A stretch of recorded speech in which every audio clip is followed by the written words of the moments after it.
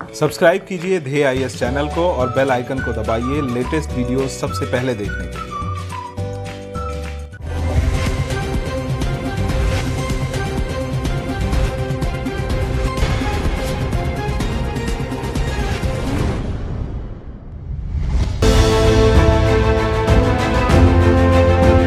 हाल ही में भारत के मुख्य न्यायाधीश एस.ए. बोबडे ने गोवा के समान नागरिक संहिता का समर्थन करते हुए कहा कि राज्य के पास पहले से ही एक ऐसी संवैधानिक व्यवस्था है जिसकी कल्पना संविधान निर्माताओं ने पूरे भारत के लिए की थी।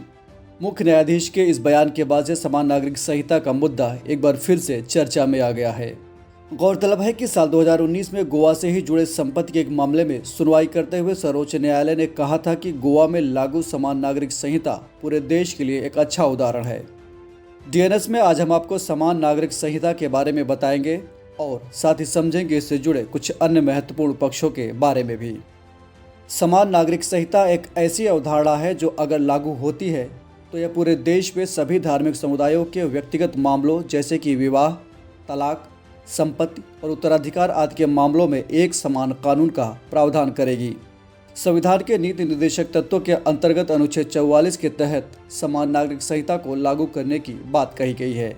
इस अनुच्छेद के मुताबिक राज्य भारत के सभी भागों में नागरिकों के लिए समान नागरिक संहिता के लिए प्रयास करेगा।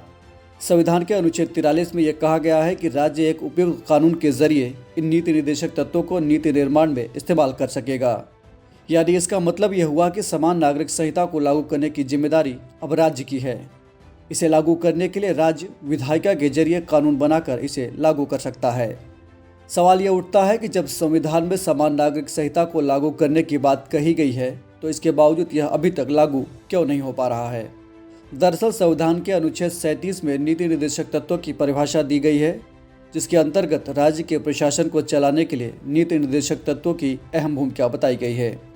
लेकिन जहां एक और संविधान के मूल अधिकारों के क्रियान्वयन के लिए कोई व्यक्ति अदालत का दरवाजा खटखटा सकता है, तो वहीं नीति निर्देशक तत्वों को लागू करने के लिए कोई भी व्यक्ति अदालत का दरवाजा नहीं खटखटा सकता।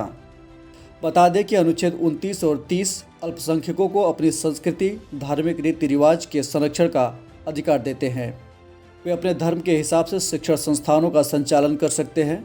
समान नागरिक संहिता को इन अधिकारों के लिए खतरे के तौर पर देखा जा रहा है। ऐसे में वोट बैंक की राजनीति के मद्देनजर किसी भी राजनीतिक पार्टी ने समान नागरिक संहिता को लागू करने की दृढ़ इच्छा शक्ति अभी तक नहीं दिखाई है। इसमें कोई दो राय नहीं है कि संविधान में मूल अधिकारों की अहमियत कहीं ज़्यादा है। सर्वोच्च न्यायालय ने 1980 में मिनर्वा मिल्स मामले में कहा था कि भारतीय संविधान की नींव संविधान के भाग 3 के अंतर्गत मूल अधिकारों और भाग 4 में वर्णित नीति निर्देशक तत्वों के बीच स्थापित संतुलन पर रखी गई है। किसी एक भाग को अधिक अहमियत देने का मतलब होगा कि संविधान के सामंजस्य को नुकसान पहुंचाना।